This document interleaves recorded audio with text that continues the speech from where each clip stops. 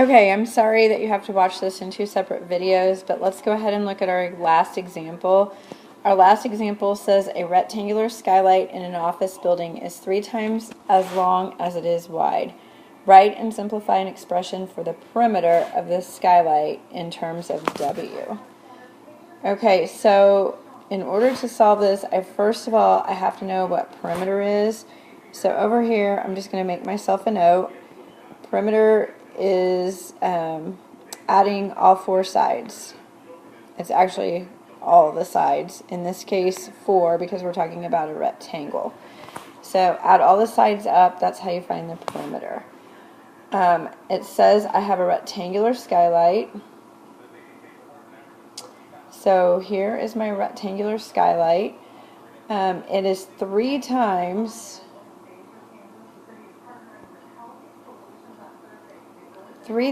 as long as it is wide. So I know that the width is W, and I'm letting it be W because width starts with W. And then my length is 3 times my width. So I also know when I have a number and a variable stuck together, that means to multiply.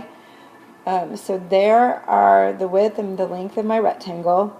And then I know based on the properties of a rectangle that if this side is W, then the side over here is W. If the top is 3W, the bottom is also 3W. So now I have the information I need to solve this problem. I just got done saying that the perimeter is adding all sides of the rectangle. So I have W plus 3W plus W plus 3W. And this is perimeter. Okay, then it says write and simplify an expression for the perimeter of the skylight in terms of W. So that's what I have here, but it says to simplify. This is not simplified. So to simplify that, I know it's understood that if I don't have a number in front of it, it's understood to be 1. So I have 1W plus 3W, that's 4W, 5W, 6, 7, 8W. So my perimeter simplifies to 8W.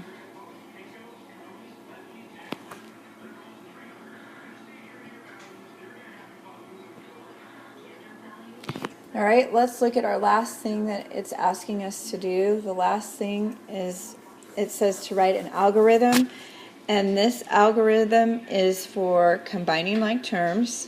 So I'm going to just make myself a note so I know that that's what I'm writing an algorithm for.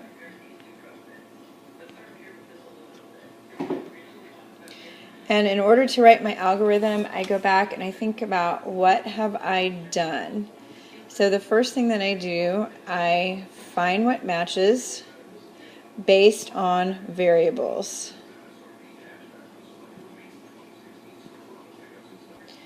I put matches in quotes because that's not really a mathematical word. So that means things that have the same variable is what matches. And then if I have numbers that don't have a variable, they also match. Then my second step is combine matching terms. And I also wrote based on variables. I have that in step 1, so I don't really necessarily need that in step 2, but that's just to emphasize the point. And then the last step is don't forget the sign.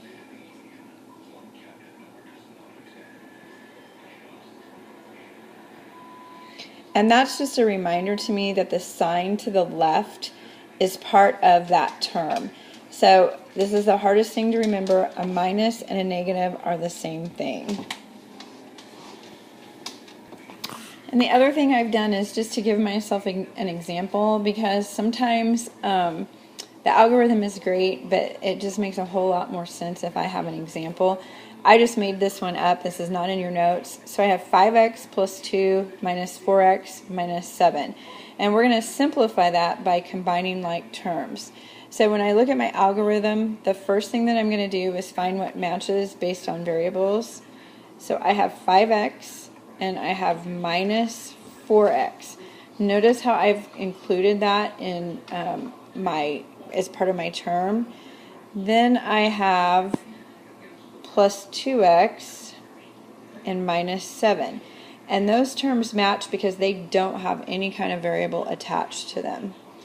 So the first thing I'm going to do is I'm going to look at my variables. I have 5x minus 4x. So if I were to draw a picture, I would have 5x, and then I would have minus 4x's, or negative 4x's. And a positive and a negative cancel each other out. So what am I left with? I'm left with 1x, or just x. Mathematicians know that it's understood there's a 1 in front of it. Then I have, and I'm going to do this in a different color, I have 2 positives and I have 7 negatives. Positive and negatives cancel each other out. So what am I left with? 1, 2, 3, 4, 5. I'm left with a negative or a minus 5. So as I've gone through my algorithm, I find what matches based on variables. I combine the matching terms, so the 5x and the 4x are together, the 2 and the negative or minus 7 are together, and then don't forget the sign to the left. And you can see that I've not forgotten the sign. I've circled that as part of my term. So my final answer is x minus 5, and that's 5x plus 2 minus 4x minus 7 is that simplified. If you have any questions, please come see me in the morning.